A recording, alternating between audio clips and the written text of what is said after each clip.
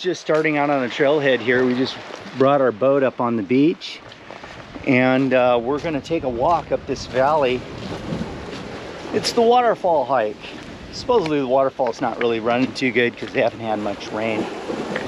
But we don't care. We hear it's a beautiful hike. We're gonna go check it out. So this is the beginning. We'll see how it goes. Going through this pretty cool spot. It's already starting to get jungly. All right, we're on the hike to the waterfall now. A little bit more of it. Here's the beautiful, beautiful place. You come back to Winterpool and propose today and the food and the salad, the pineapple green, mango green, guava green, and apple cinnamon green, and the crust, and the potato banana today, and the fish and the fire and the marinade. The fish you have basil, ginger, persil, and the rosemary. Ooh. And my garden food. Okay. You come back and propose and the food 1,000 per person. 1,000 per person. Yes. Okay. A juice today you have and mixed juice, orange, pamplemousse, lime. 1 liter, 1 liter aft. 1 liter aft 600. 1 bottle, 1 liter aft 600. Okay. A dessert today you have and the smoothie mango banana. Mango banana smoothie. Okay. That sounds good. Okay. Yeah. And eat here me and give and the 4 pamplemousse for you. Okay, thank you. Okay? See you later. We'll see you later. People, huh? 2. Yeah, Two. okay. Okay. Bye.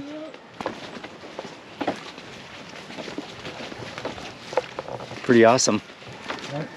It's pretty good.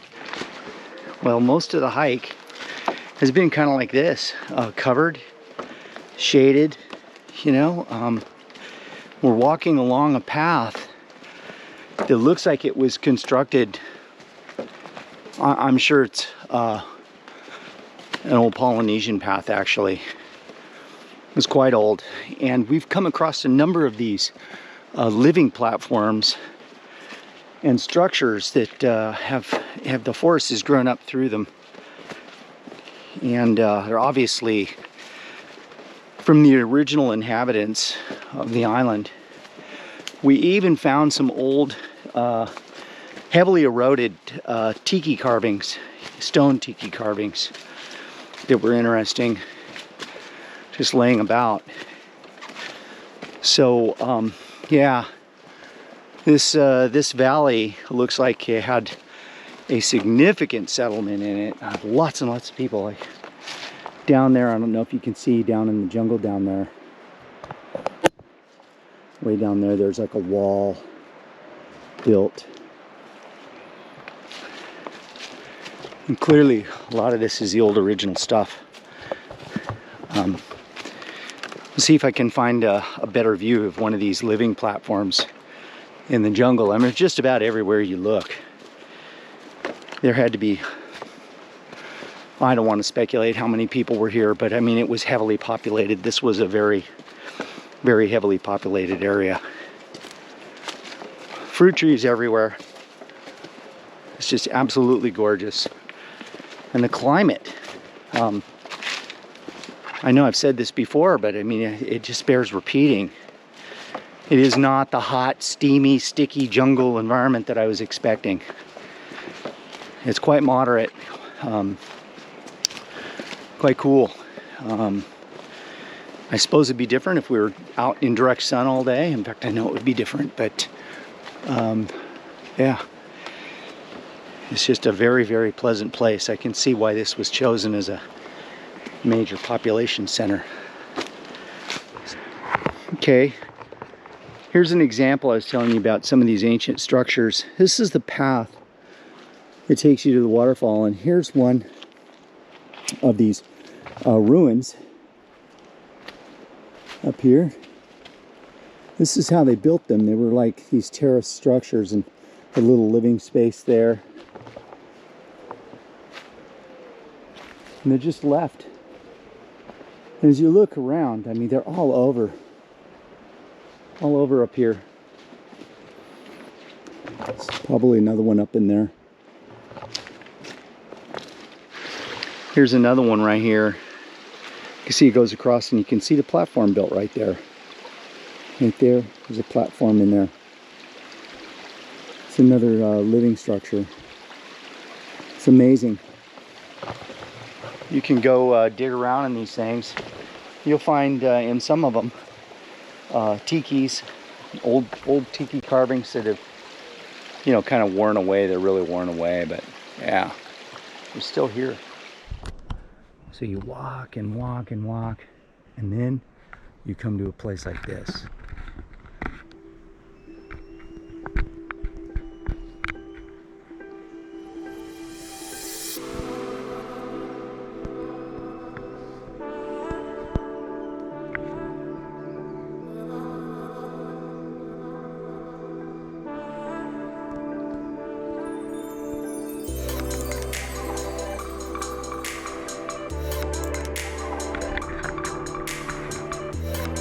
We're not there yet.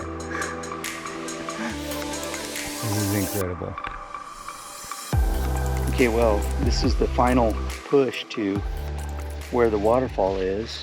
Of course, I don't know if I mentioned it before, but the waterfall is really not running right now. There's not enough water and rain to make it actually go. But when it is going, it's one of the highest waterfalls in Polynesia.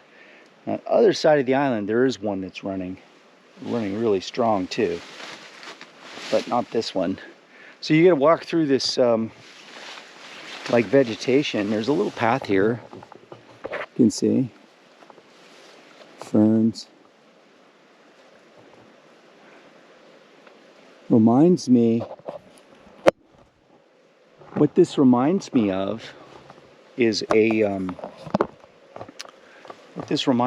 tropical Zion in Utah. There's places like that in Utah where, of course, it's all sandstone cliffs and not volcanic. But you know, you do this hike up to these sheer cliff areas, and of course, Zion's desert and not tropical, but similar idea. You don't have the vegetation like that at Zion. It's all stony rocks, but kind of a similar thing. Anyway, it goes way up there.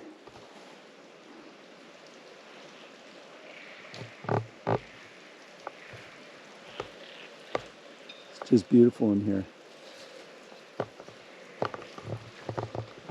So let's see what the waterfall pool has to show. Well, here we are. This beautiful little pool right here.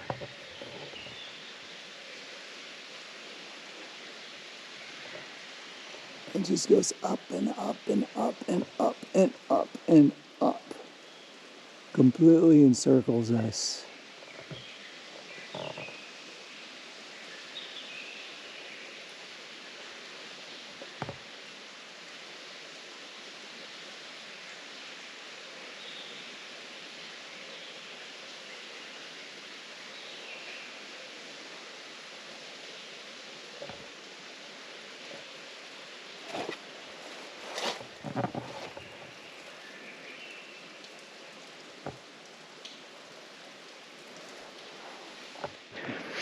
Okay, a long enough trail here, coming across these plants, and I gotta show them to you.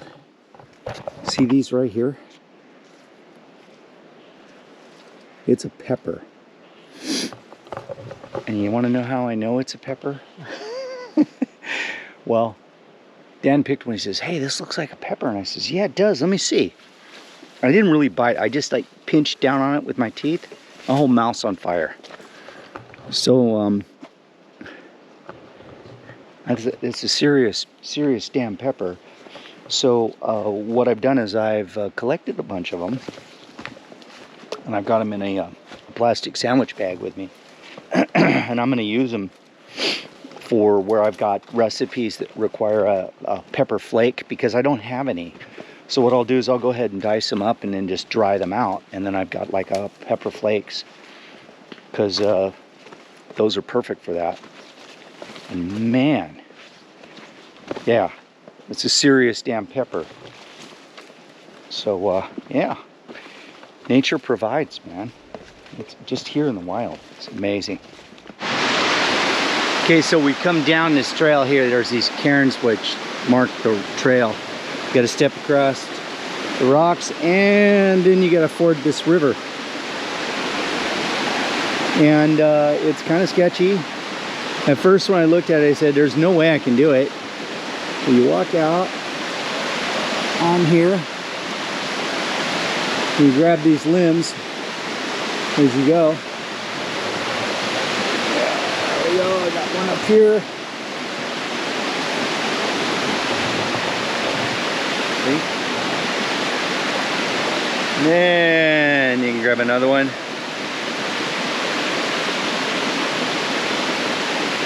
Life is good.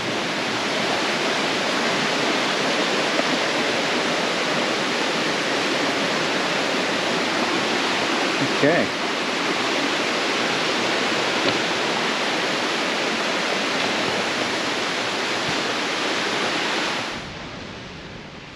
Well, I just had probably one of the very best mahi steaks I've ever had in my life, cooked outside on a barbecue. It's absolutely delicious, with this kind of like a salad made of mango and some other fruits and stuff, and it was just insanely good. And then some banana chips that were kind of fried like potato chips. Just amazing. Taiki, and I can't remember her name. Her husband's name's Taiki. And they have this area back here. A little farm. There's pigs and goats and chickens and every damn thing that you can think of. They grow vanilla. They've got basically everything you need. I mean, it's just provided. They've got their boat here, right here, and they can kind of go right out through the lagoon here and fish, and of course the fish is abundant. So everything that you need. I mean, talk about a paradise. And there's a little left-hand break that comes in here, and I'm not saying it's going to happen, but check this out. The surf gets big, you get a really big swell. My imagination tells me you could have a really fun little left-hander. It would peel right into this bay here. I mean, it's actually, you know, on a longboard, real longboard, you could actually go out today and probably get some little fun ones right here off this point. Kind of comes into this bay and breaks a little left-hander. So yeah, what's not to love about this spot, right? I asked the lady about the weather here. She says there's 2 months where they get rain. She rains every day in July and August. She said it rains a lot. I said, well, is it hot? Is it cold? She goes, no, temperature is the same as here. She really didn't know what cold was, I think. And but she did say on the sunnier days, the nights are cooler. So when it's real sunny, the nights get cool, which I found that too. Actually, last night, I had to put a blanket on and sleep with a blanket because it got a little towards morning, it kind of got cool. There was a katabatic airflow of wind coming down out of the mountains, and it was cool wind, and so and I needed a blanket. Started to get chilly, but yeah, that's basically it. This is the setup here, and this is a gorgeous little bay. You hardly want for more. Got this beach along here. She also told us that there were 20,000 native Marquesan inhabitants in this valley. And then the Europeans showed up and the missionaries showed up and they all died. A disease, they had no immunity. Mothers with children, just babies all died, everybody died. And very, very sad. Very sad story. But yeah, there were 20,000 that lived in this valley, and there's evidence as you've seen, all the way up and down the valley of their living buildings and yards and stuff that they had, which is just amazing. What an ideal place. What an ideal place. So we're hiking back to the boat now. Gonna hike to another beach, and there's another beautiful valley on the other side with a nice white sand beach. And over there, there's also another valley that goes up that's also kind of like this one. So maybe tomorrow we'll go check that out before sailing over to Hiva Hakaui. Well, this is where our boat's at. Right here on the beach, we just pulled it up. We're anchored out here. And this is a beautiful sand beach, and there's got to be more up in there. We're going to check that out tomorrow, maybe. But, okay, back off to the boat. Go for it.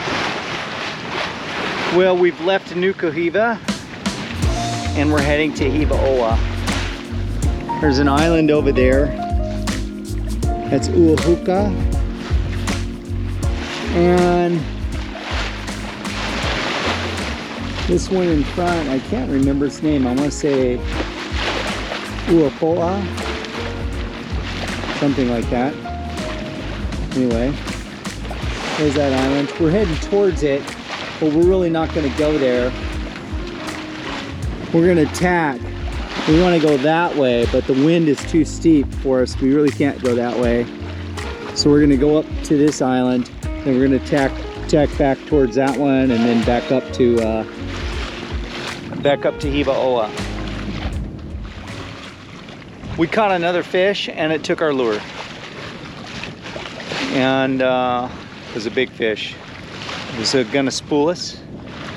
And we were going to put the boat in the irons. We didn't even have time, man. Took off with a huge burst of speed, and boom. We were pretty sure we saw, as we were leaving the harbor, we saw a tuna jump about 4 feet long. Jumped out of the water twice, and at first Dan thought it was a dolphin. He says, that ain't no dolphin. It was a tuna. So that's kind of the stuff we're hooking into, and we've got 40-pound test on the pole, and it's not enough. I have some 200-pound test line, which I've got on there now, and another lure out, but we don't have very much line. So if we hook into anything, it's probably going to spool us, and then we're going to have to fight him by hand. We'll see. We'll see. But when we get into Hiva Hakaui, we're going to buy more gear. We're going to buy more line and another lure until we start landing these. I mean, we can definitely, we're hooking them often enough, we definitely feed ourselves. We're just rank newbies, and we don't know what we're doing, so we'll figure it out. But we're out here, and that's all that counts.